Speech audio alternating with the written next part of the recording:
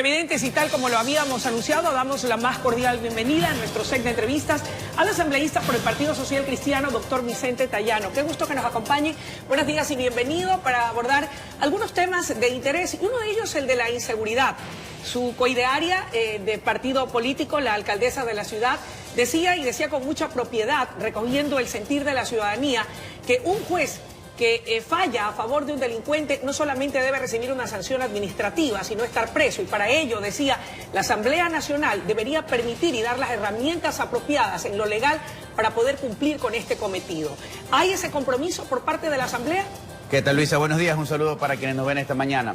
Efectivamente, coincido con la doctora Viteri. A la delincuencia hay que combatirla con mano dura. Y eso implica la suma de una serie de acciones. La ley es parte importante. Podemos asignar recursos, podemos tener un plan debidamente coordinado. Pero si el marco jurídico sigue dándole más derechos a los delincuentes, si las leyes en el Ecuador siguen siendo prodelincuenciales, difícilmente estos esfuerzos van a causarse bien en beneficio de los ciudadanos. De allí que la Asamblea Nacional, cuando la primera semana de septiembre retome sus actividades, hoy nos encontramos en un receso legislativo, debe establecer como prioridad al menos esos primeros 15 días, evacuar el segundo debate de una reforma penal que ha sido planteada y que se viene discutiendo hace ya muchísimo tiempo. Y en el caso específico de los jueces, ¿qué podría incorporarse? Bueno, efectivamente hay un control disciplinario que previo denuncia lo ejerce hoy el Consejo de la Judicatura.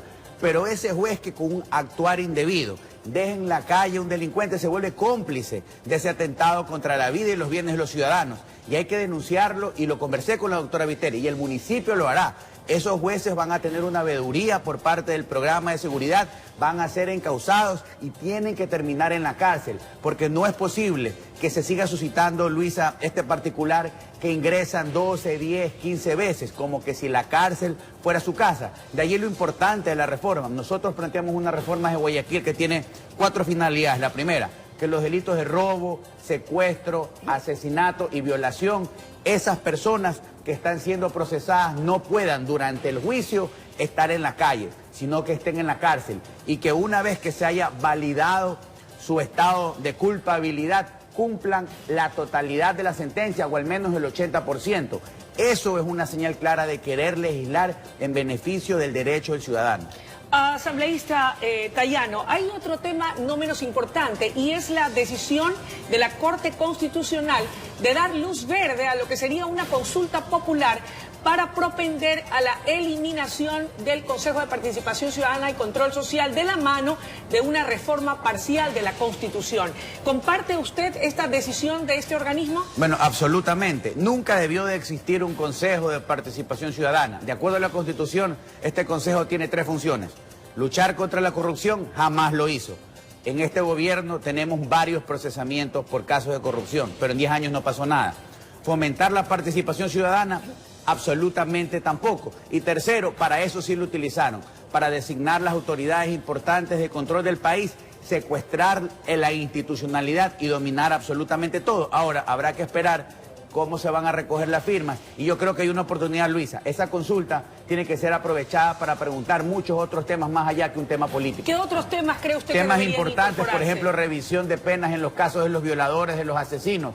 Temas importantes también, por ejemplo, si eliminamos la portabilidad de una tabla de drogas. Temas que lamentablemente no han sido resueltos ni por el Ejecutivo, ni tampoco pueden ser resueltos por la Asamblea Nacional. Ahora, en el caso específico de la eliminación del Consejo de Participación Ciudadana y Control Social, ¿quiénes estarán detrás de esto? ¿Movimientos ciudadanos o los políticos? Bueno, yo creo que se encauzó desde hace mucho tiempo ante una ola de abusos y despropósitos que se han suscitado. De hecho, ese juicio político de hace 2 semanas contra Tuárez y sus acólitos es la muestra más clara de la mediocridad de ese sistema, y que no debió existir un consejo de esa naturaleza. ¿Por qué le preguntaba esto? Porque quien ha relevado a Tuárez, que sus declaraciones se avista con una visión diferente, hace más bien el ingeniero Cristian Cruz un llamado a la unidad nacional. Pide que se los dejen trabajar. Dicen que quieren matar a un no nacido y que él tiene una visión y una corriente distinta. ¿No cree que meritaría darles esa oportunidad? Bueno, hoy ese consejo funciona legal y constitucionalmente, y efectivamente tiene que trabajar. Y quienes tenemos la capacidad de control vamos a estar observando su actuar. Ahora, la tesis de la consulta para reformar parcialmente la Constitución tiene que seguir su tránsito. Recién empieza por el dictamen de la Corte Constitucional. Hay que ver si hay consulta o no. Ahora, en el escenario de existir una consulta y de que se descabece o se termine de eliminar de una vez por todas ese Consejo de Participación Ciudadana, de acuerdo a las posibles reformas, la capacidad nominadora de autoridades de control sería trasladada a la Asamblea Nacional. ¿No sería eso, de acuerdo a los detractores de la Asamblea, volver al reparto de la troncha del toma y daca y del dime y te diré? En lo absoluto, ese es el argumento de los que bajo esta figura del Consejo sí se repartieron el país. En todas las democracias del mundo, revise usted los sistemas constitucionales y parlamentarios del mundo, ese mecanismo de contrapeso que tiene la Asamblea versus el Ejecutivo es el que permite ese tipo de nominaciones. Así pasó y no tiene que ser nada extraño ni llamar la atención. ¿Se estaría satanizando entonces a la Asamblea con eso de la troncha y el reparto? Bueno, definitivamente, más allá de que se satanice o no la Asamblea, hay una lección clara. Ese Consejo no trajo absolutamente nada bueno para el país, nada más que despilfarro y concentración de poder. A propósito de esa reforma parcial, que es la que se buscaría, se habla de la creación de una Cámara bicameral, es decir, una reestructuración de la función legislativa. ¿Usted está a favor o en contra? Bueno, a título personal no estoy de acuerdo. ¿Por qué? Creo que eso va a burocratizar el proceso legislativo. Creo que hoy hay suficientes elementos constitucionales para poder trabajar en materia legislativa.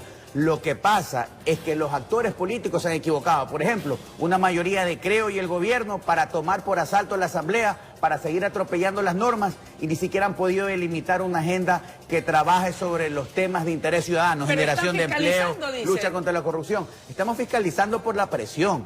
Algunos nos hemos sumado a fiscalizar seriamente, pero hay otros que están pensando en el reparto, están pensando en sus intereses, en el cálculo político y no en los ciudadanos. Y no en la agenda. Y a propósito de la agenda, pero antes de ello, otra de las reformas parciales a la Constitución hablan de que la Fiscalía General debe actuar de manera independiente del Consejo de la Judicatura.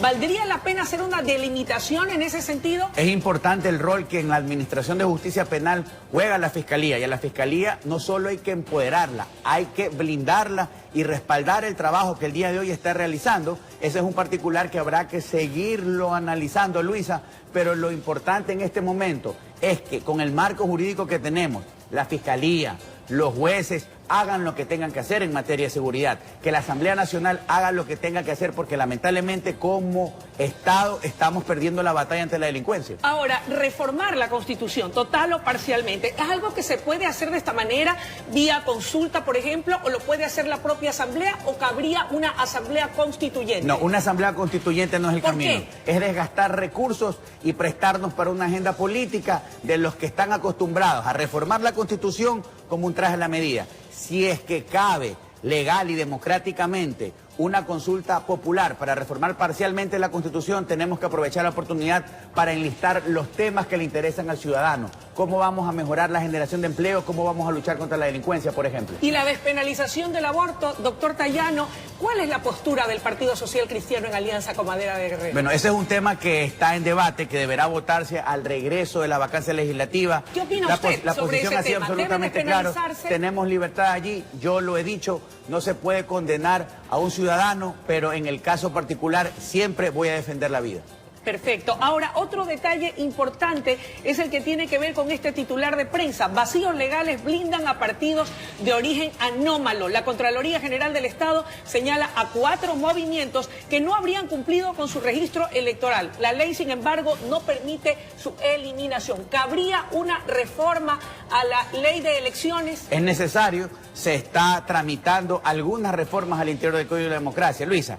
Y ese es el ejemplo más claro de lo que ha hecho mal un Consejo de Participación Ciudadana. Nombró ese Consejo Electoral de bolsillo, ese Consejo Electoral correísta que simplemente sirvió para amañar elecciones. Aprobaron movimientos de organizaciones nacionales, como lo dice la Contraloría, contraviniendo conceptos que están debidamente establecidos, procedimientos que hoy nos tienen entrampados y que cuando revisamos la ley no existe un mecanismo para eliminar del registro esos partidos que fueron indebidamente inscritos. Estamos a puertas ya de una elección cada vez más cerca y no tenemos esa reforma al Código de la Democracia. De acuerdo a lo que establece la norma, para que las reformas que se hagan sean aplicables en el siguiente proceso electoral, tienen que ser hechas un año antes. Veo un poco complejo que el tiempo dé para practicar una reforma integral. Habrá que ver, la próxima semana ya retomamos las actividades legislativas y hay que ver si esta va a ser una prioridad. Es importante, pero hay otros temas como, reitero, la generación de empleo, la reforma penal para darle seguridad a los ciudadanos que deben ser tratados primeramente en la Asamblea Nacional. Muchísimas gracias por su tiempo y gentileza de acompañarnos. A usted, Luisa, mañana. gracias. Amigos televidentes, ha sido la intervención del doctor Vicente Tayano, asambleísta por el Partido Social Cristiano. Momento de ir a una pausa y enseguida regresamos con mucho más desde la noticia Primera Emisión.